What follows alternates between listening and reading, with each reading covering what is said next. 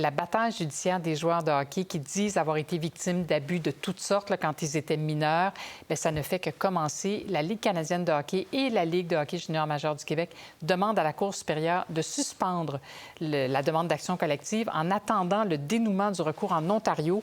Pour éclairer tout ça, on reçoit Rémi Bourget, avocat civiliste. Bonjour, Rémi. Bonjour, Isabelle. Alors, il y a un recours devant les tribunaux en Ontario. Il y en a un aussi au Québec. En quoi est-ce que l'un empêche l'autre? Bien, c'est une très bonne question et c'est très complexe. C'est celle-là à laquelle le tribunal va devoir répondre, je pense? Va devoir répondre ouais. Et disons qu'il y a des jours où on se dit qu'on n'aimerait pas être à la place du juge qui prend la décision. Là. Puis dans ce cas-là, c'est un peu ça parce que, rappelons-nous qu'en Ontario, on avait rejeté la demande de recours collectif et là, on avait privilégié de proposer aux joueurs de prendre certains recours individuels selon les différentes juridictions. Et là, on est arrivé avec un plan de match qui inclut notamment les joueurs du Québec. Mais là, déjà, il y a un enjeu de juridiction ici. Hein?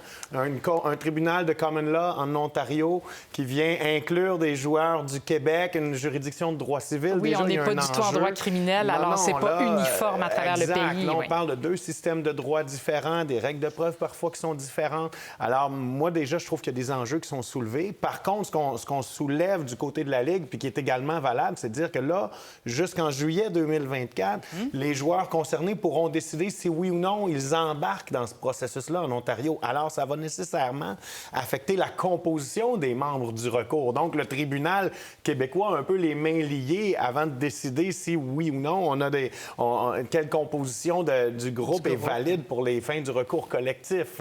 Bon, là, je sais que vous n'êtes pas dans la tête des avocats qui représentent les défendeurs, c'est-à-dire les avocats de la Ligue de hockey junior majeur, mais qu'est-ce que c'est la stratégie? Qu'est-ce qui pourrait bien attendre d'une telle suspension de l'audience là-bas?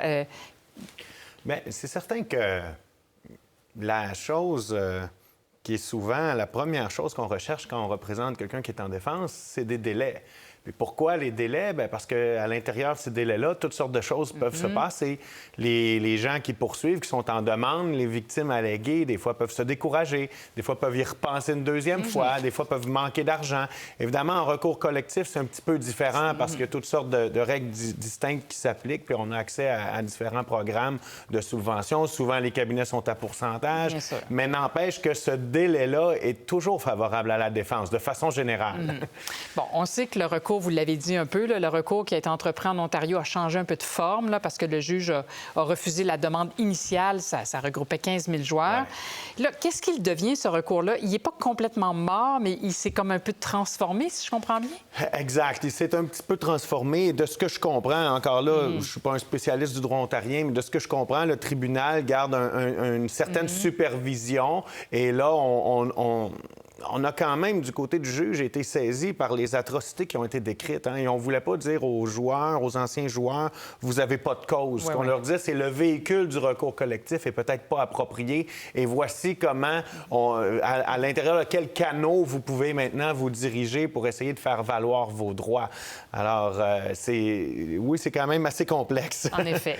Est-ce que ce serait pas... Là, vous allez voir combien je suis pas avocate. Est-ce que ce serait pas possible de regrouper tout le monde? Je comprends qu'on n'a pas le même droit, là. C'est la première barrière, très probablement, mais il s'attaque quand même aux ligues de hockey, puis il y en a qui ont joué dans les deux, là, j'imagine. Alors, pourquoi pas faire ça? Et de ce que je comprends, c'est un peu ce que le juge ontarien a tenté de faire. Maintenant, cette cause-là aussi est portée en appel par M. Carcillo.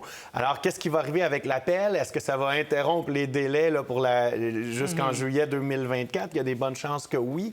Et moi, par contre, en tant que civiliste, peut-être que mon jupon dépasse, mais selon moi, une cause en droit civil devrait être entendue par des juges qui sont formés en droit civil au Québec. Tu sais, je vois très mal un juge ontarien rendre une décision en droit civil et cette décision-là survive, par exemple, en appel jusqu'à la Cour suprême du Canada.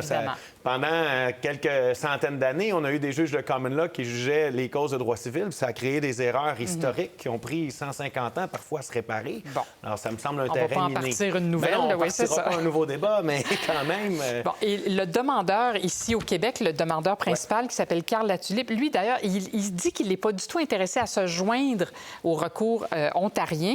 Et il ne veut pas, lui, embarquer dans ce recours de Daniel Carcillo. C'est son droit le plus strict de continuer continuer la poursuite au Québec, je présume? Exact. C'est ce qui va... En tout cas, c'est ce que ses avocats vont plaider. Et lui, effectivement, tous les gens qui sont visés ont l'option de choisir s'ils embarquent ou non dans le cadre du processus ontarien. Mais par contre, ce qu'on lui oppose en défense, qui est un argument, somme toute, que je trouve très raisonnable, c'est de dire, OK, mais on doit quand même attendre jusqu'en juillet 2024 pour savoir combien de membres putatifs du recours vont avoir choisi d'exercer leurs droits en Ontario. Bon, là, les membres putatifs, là, j'en parlais tantôt avec Marie. Ça, c'est ceux qui parlent au nom des autres. C'est ceux qui représentent les autres. Alors, qu'est-ce qui va se passer entre maintenant, 1er décembre et 26 juillet 2024? Qu'est-ce qu'on doit former comme groupe, là? Oui, bien, c'est ça. Et c'est là que ça devient intéressant et complexe à la fois. C'est que dans un premier temps, puis je les comprends, les avocats en défense, et je dis pas que la procédure, elle est dénuée de fondement. Ou, comme je le disais, ça va être très embêtant pour le juge à trancher parce qu'effectivement, il semble que de voir d'abord qui va choisir d'embarquer ou non, qui va rester au Québec, c'est une question qui est quand même primordiale pour venir déterminer si le recours collectif doit être autorisé au Québec, parce qu'on n'est même pas encore on n'est au même stade pas de là, l'autorisation. Alors, on n'a pas fini d'en parler, Rémi Bourget, et vous reviendrez sur ce plateau. Merci beaucoup. Ça me fera plaisir. Au revoir. Merci. Pour voir nos émissions en entier, rendez-vous sur la chaîne Ici RDI.